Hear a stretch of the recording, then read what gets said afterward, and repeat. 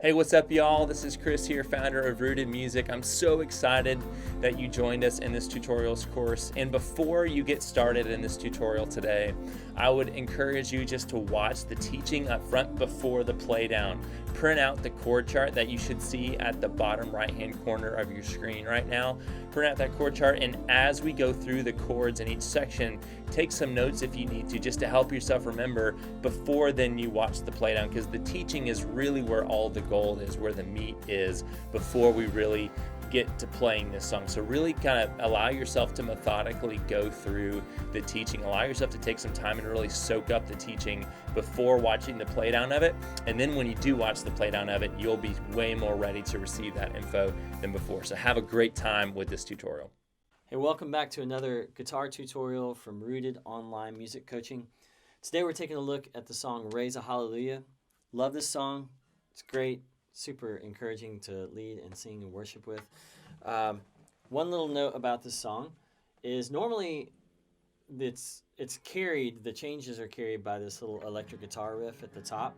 I'll teach the song for the sake of teaching it as if you might be the only person playing.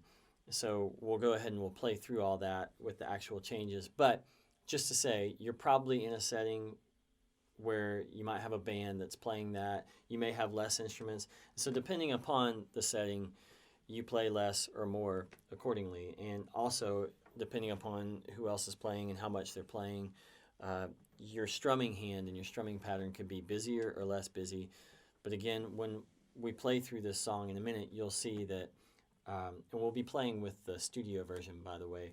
I know there's a lot of different versions floating around with how people do it at your church. You can kind of do it however, but the changes will be relatively the same. But, you know, again, depending upon how much your band is playing or how little can determine how much you need to strum or not. So moving into the song, the first verse and the intro is just all over the one, and we're in D flat. Bethel Music plays this in D flat. At my church, we normally do it in C. So we'll learn it in C shapes, just like they do with Bethel. But if you're wanting to do it a half step down or a half step up or anywhere else, all you got to do is take the capo off, move it down to C, because it's pretty easy. And if you have any questions about how that all works, or when we get into using the numbers here in a minute instead of actual chord names, you can always reference the videos that we first made in this collection of videos that teach about numbers and chord structure and the fretboard of the guitar. So the intro is just all over one. And then when the verse starts, it's C or 1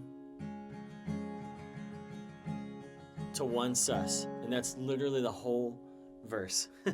And just to say, sometimes I personally, you'll notice this when we play through the song in a minute, sometimes I do a C shape like this, where I put the 5th on the top. Sometimes I leave that string open, and it's the 3rd of the chord. So you have a C shape, which is the 1 to 1 sus. And for the sus, all I'm doing is taking this 3rd right here and raising it, putting my pinky right there. And then I'm leaving that string open, actually through the entire song. The 3rd string is open. And then I'm barring my 1st finger over these 2 strings up top.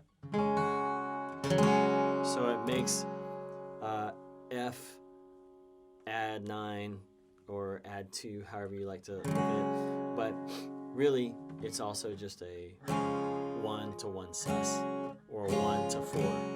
So, because that's how we'll actually, when we move on in the song and we're playing the 4 chord, that's how we'll actually play it, as a 4-2. That's what it's called. So, that's the entire first verse. So in time, it kind of sounds like this.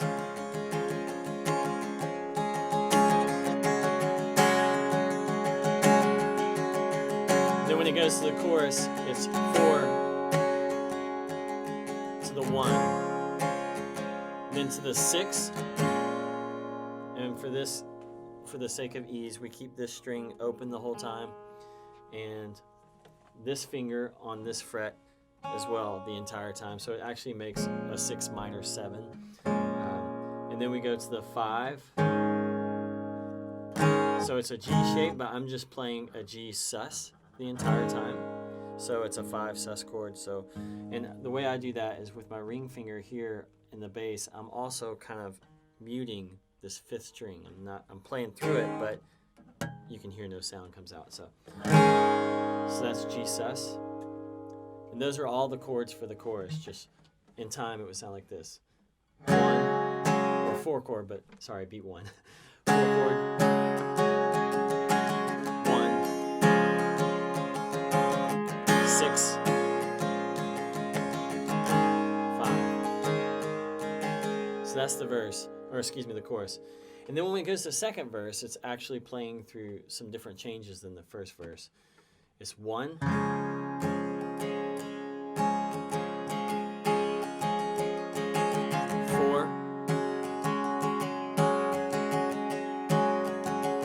to the 6, to the 5. And then it just repeats all that. 1,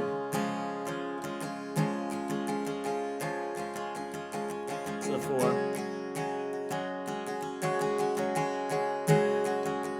to the 6, to the 5, then into the chorus again, the 4, and then on with the chorus chords that we just learned a minute ago. When you get to the bridge, in this particular version, as you'll see in a minute, it plays straight into it, full on, but you might be doing a different live version that cuts down for a minute, maybe plays instrumentally for a second. But the chords are the same, and it's just 1, let's sing a little louder, to the 5, and we're playing that just like we did in the verse before, and in the chorus, like a 5 sus, to the 6, again the 6 minor 7, to the 4,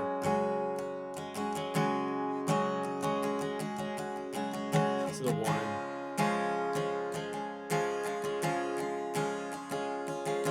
to the 5,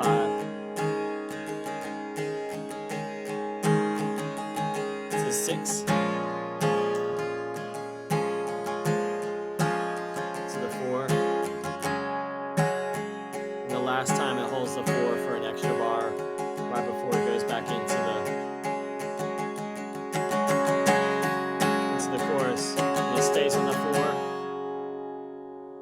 the 1, then it goes to 6, builds back up. You're off to the races into another chorus. So that's all the changes for the song.